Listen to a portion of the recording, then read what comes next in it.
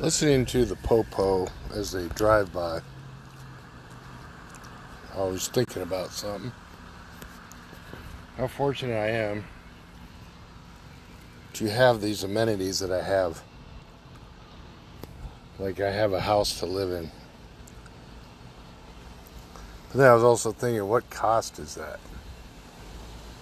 Like, what is the cost? You know, how much do you have to pay to get to a point where you no longer have to work?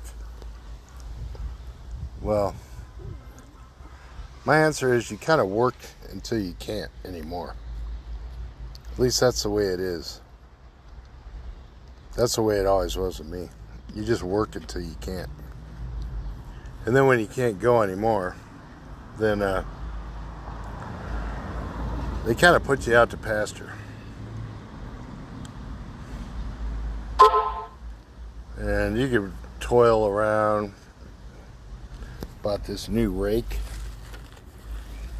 Whoa, I sit here with my new rake and just stand here with my rake. I could call this rake Johnny. I'm going to call this rake Johnny. This is my new best friend, Johnny. I'm sitting here with Johnny. And me and Johnny are friends. He's a Craftsman rake. Picked it up down at the Lowe's for about $15. Drove the old trusty tracker over there to Lowe's. Picked up my rake. And then realized I don't really have much to do except replace that rake.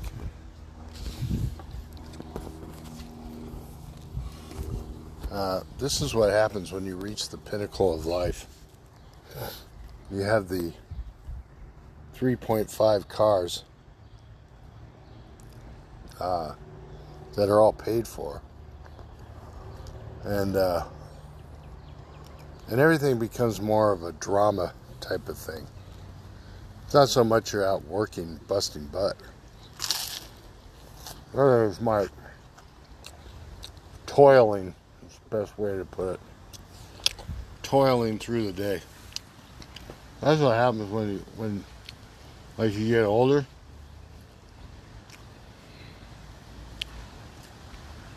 You end up toiling.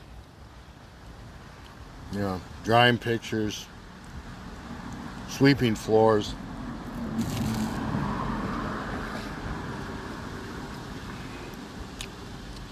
There's in the past, it was like, hurry up and get to work. You gotta figure show up.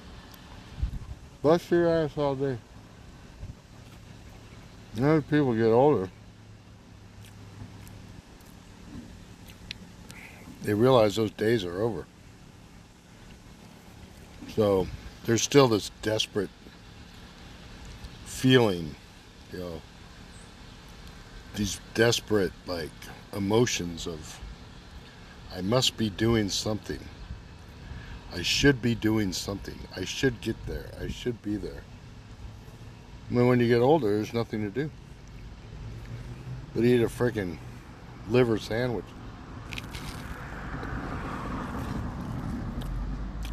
I'm just documenting, hopefully not the end of my life, but certainly in the last quarter, I want to say. I'm in my last quarter of life. Yeah. Last quarter. I'm not in the freaking Bahamas sitting there on the beach drinking Mai Tais. I'm not freaking sitting on the beach, walking the beach every day. Basically sitting here in the yard with my trusty tracker and just chilling out. Really just watching the day go by. A lot of my friends are dead now. Gone, long gone. Some by some of my friends died from like cancer and stuff, and some family died from suicide. Others just died from old age, just withered up and freaking died. And sometimes I wonder, why the hell am I still doing here? What's the point? Yeah. I got people that care about me, but kind of like, what am I doing here? Especially after surviving meningitis. It's like, what am I here for? What's the point? What is the point when you get older? You see everybody scurrying back and forth, probably going to school and going to doctors, and it's a cycle of life.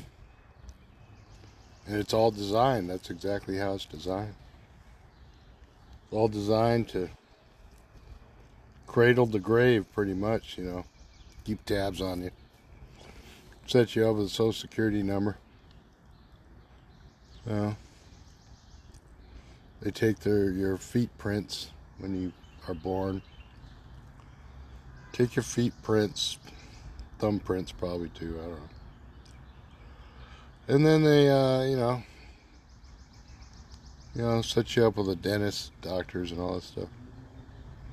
And then I guess they kind of keep track of you all the way. Even that fly's keeping an eye on me. Look at him. He just freaking came over here. Let's say, what the hell you doing? That's my spot. Told him, me and my freaking rake, Johnny here, we own this place. But that's kind of the way I was thinking. It's kind of all cradle to grave. I mean, in one sense it's good because maybe you can't go out and physically do the stuff you used to do. But on the other sense, you get this feeling that I'm at the final stage of life. The final stage of life is like toiling. You think you're doing something, but you're really not doing anything. No. When I was an electrician, I was always doing something. At this stage, you're just kind of toiling. You might be drawing a picture and think you're doing something, but you're not really doing a whole lot. And that's why I think it's kind of set up. Set up. You're born, you live, you go to school, you get all excited about life. People teach you as best they can. Then you get thrown out of the big bad world. Then you have to figure out, navigate life for yourself. And along the way, all kinds of weird shit comes up to your way, and you just finally get to a point where your body just says, I can't take it anymore. All you really want is to chill out. You don't want to chase anymore. Well, looks are deceiving. Yeah, I have more than a lot of people. I know that. But the only way I achieved anything was by chasing. I had to chase all the time. Chasing jobs. I had to chase in the Marines. I had to be there, be here, wherever. And even now, it's like, doctors don't come to you. You got to go to them. And they go, what's going on? And you say, not much. And they go, well, all right. Check your labs and all that stuff. Make sure you ain't dropping dead on them. That's pretty much life. Everybody toiling in older age. There is no more chasing. They think they're chasing, but there is no more. Stop chasing. start living, start appreciating stuff like the clouds, birds, you know. I start appreciating it that more now than I did when I was younger, working all the time. You know, just the way the trees are, the birds like to chirp and stuff. But then also realizing that just because you're getting older doesn't mean the world's stopping, because the world's going to keep going. The world's going to keep going in that cycle of born, learn, work, and then the final stage is toil. Toiling. Where you think you're doing something, but you're actually not doing nothing. You might be sweeping a floor, but you're not really doing anything. You're just toiling. That's where I'm at. Toiling. Toiling. With a rake. On a lawn. Toiling. That's it. And I'm getting to the point where I'm alright with that. Sit here and toil. And everybody's like, well, my stuff. Don't mess with my stuff. Get away from my stuff. I think everybody has that mentality where it's like, don't mess with my stuff. So you get, even on any block, you're going to see that. Don't mess with my stuff. Get away from my place. Get away from my things. And that's kind of sad, because in the end, none of it's going to matter. You're going to be in a box. Just like when I had meningitis, sitting there for 3 weeks in the hospital. Came so close to dying. And people don't understand that. They don't understand the damage that can be caused by meningitis or anything. And they're like, people are generally like, snap out of it. Just snap out of it. You'll be alright. They're like old days of, tighten up your bootstraps. I mean, try telling that to somebody who's got 2 nickels to their name, and they're looking in a friggin' ashtray for a cigarette butt. I've been there. It sucks. Or having $10 from donating plasma, $15, and using that money to go get a freaking taco at Taco Bell. These are the things that really happen in real life, while the rest of us are toiling, thinking about how much money we have in the bank, how much money we have saved, who's looking at our stuff. There's people out there that are just picking up cigarette butts that are so so caught up in the addiction that that's all they do.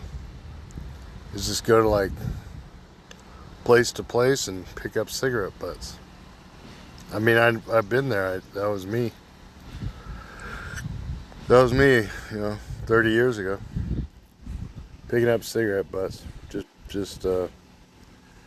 Yeah. So I guess it's kind of a lesson learned. I mean, I've learned a lot of lessons. I don't know if I really learned from them, but I think it's important to be nice to people. Don't just come across as an asshole. If you wake up and you think, my stuff, my life, my world, I mean, you're not really waking up happy. Because the only way I found they make you happy is by maybe giving something away. You make somebody happy you can become happy by making somebody else happy. Then you can laugh about it, But to live life all selfish and stuff is hard, because society kind of makes you become selfish. My stuff, everything's mine. I remember as a kid just growing up having a surfboard. I'd be like, this is the best thing in the world. I had a surfboard. Or a skateboard. It's like, oh my God. Yeah, I have a freaking surfboard. Or I have a new skateboard. I mean, it took a lot of work to get it. A lot of chores and stuff. But that's the way it was back in the 70s when you're raised. Nowadays, I mean, I guess it depends. Everybody's different. Everybody has different backgrounds. People come from different places. So I mean, that's kind of the way it is. I don't know, I'm rambling, but just wanted to show my new Craftsman rake, which is really quite a beautiful rake. Cost me about $15. You use it just to hold yourself up, yeah. Or just look at it, see, it's my best friend. This is my new best friend. Everybody else is just jerking me around, so I'm going to just have this as my best friend. Alright.